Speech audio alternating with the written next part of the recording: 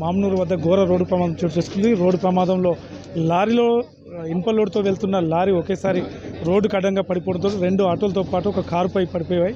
దీంతో నలుగురు ఎక్కడికక్కడ మృతి చెందారు. మరొకరు కూడా ఎంజిఎం హాస్పిటల్లో మృతి చెందారని చెప్తున్నారు. మరొక ముగ్గురికి తీవ్ర గాయాలు కావడంతో ఎంజిఎం తీసుకెళ్లారు. మనం స్పాట్ దగ్గర ఉన్నాం, చూడొచ్చు. ఆటో మొత్తం నుజ్జు అయిన పరిస్థితి మనకు దగ్గర చూపిస్తున్నాం. మొత్తానికి ఆటోలో ఎవరు కూడా ప్రయాణించినా కూడా బతికే పరిస్థితి కనిపించకుండా మొత్తం ఆటో నుజ్జు అయిపోయింది. అదేవిధంగా దీంట్లో మహిళిస్తున్న వలస కూలీలు 3 మహిళలతో పాటు మరొక 2 కూడా మృతి చెందినట్టు చెప్తున్నారు. వీళ్ళని క్షతగాత్రులు ఎవరైతే గాయపడ్డ వారిని ఎంజిఎం హాస్పిటల్ తీసుకొచ్చారు. చూడొచ్చు మనం విజువల్స్లో రోడ్డుకు అడ్డంగా మొత్తం కూడా ఇనుప కడ్డీలు, చాలా భారీ ఇనుప కడ్డీలు మొత్తానికి రోడ్డుకు అడ్డంగా పడిపోయింది. ట్రాఫిక్ మొత్తం స్తంభించిపోయింది. దాదాపు కిలోమీటర్ పొడవునా ట్రాఫిక్ స్తంభించిపోయింది. ముఖ్యంగా ఎవరైతే డ్రైవర్ మద్యం మత్తులో నడపడం వల్ల మాత్రం జరిగిందని చెప్తున్నారు.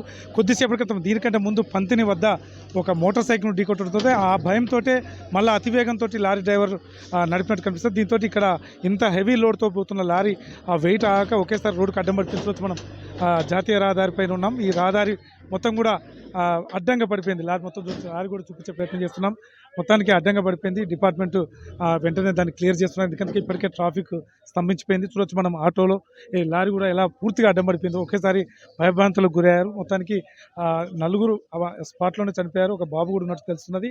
అదేవిధంగా ఇంకా వీళ్ళ పేర్లు కూడా ఇక్కడ గుర్తించారు. ఎందుకంటే వీళ్ళు గొడ్డళ్ళు, కత్తులు అమ్ముకుంటూ జీవనం కొనసాగిస్తున్నారని చెప్తున్నారు. మొత్తానికి మరొక 2 పరిస్థితి కూడా చాలా విషమంగా ఉందని చెప్పొచ్చు. ఇక్కడ మాత్రం భయానక వాతావరణం కనిపిస్తుంది. రోడ్డుకు ఒకేసారి అత్యంత వేగంతో మద్యం మత్తులో డ్రైవర్ నడపడం వల్ల మాత్రమే ఈ రోడ్డుకు అడ్డం పడిపోయింది. అప్పుడు కనుక ఏదైనా స్కూల్ వాహనాలు కానీ లేకపోతే ఇతర ఎక్కువ మొత్తంలో వాహనాలు వచ్చుంటే ఇంకా ప్రమాదం చాలా భారీ స్థాయిలో ఉండేదని చెప్తున్నారు. అది ఏమైనప్పుడు పోలీసులు డ్రైవర్ని అదుపులో తీసుకున్నారు. పోలీసులు దీన్ని ట్రాఫిక్ క్లియర్ చేసే పనిలో పడ్డారు. మొత్తానికి మాత్రం వరంగల్లో ఈ దారుణమైన ఘటన మాత్రం చాలా అంటే ఈ యాక్సిడెంట్ మాత్రం భయానక వాతావరణం నెలకొందని చెప్పచ్చు. ఎందుకంటే ఆ సమయంలో ఎక్కువ మొత్తంలో ఎవరైనా ప్రజలు ఇట్లా వచ్చినా కూడా ఇది ఒకవేళ నగరంలో కనుక పడినా అదే, ఎందుకంటే సిటీ నుంచి పోతుంటుంది కాబట్టి అక్కడెక్కడైనా సిటీలో ఈ ప్రమాదం జరిగినప్పుడు కూడా ఇంకా ఎక్కువ మొత్తంలో ప్రాణాలు పోయేదని చెప్తున్నారు. ఏది ఏమైనప్పుడు కూడా డ్రైవర్పై యాక్షన్ తీసుకుంటామని చెప్తున్నారు.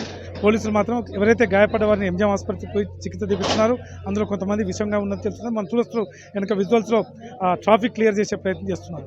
బెస్ట్ అమర్తో శ్రీధర్ రెడ్డి, సాక్షి న్యూస్, వరంగల్. వీడియో కూడా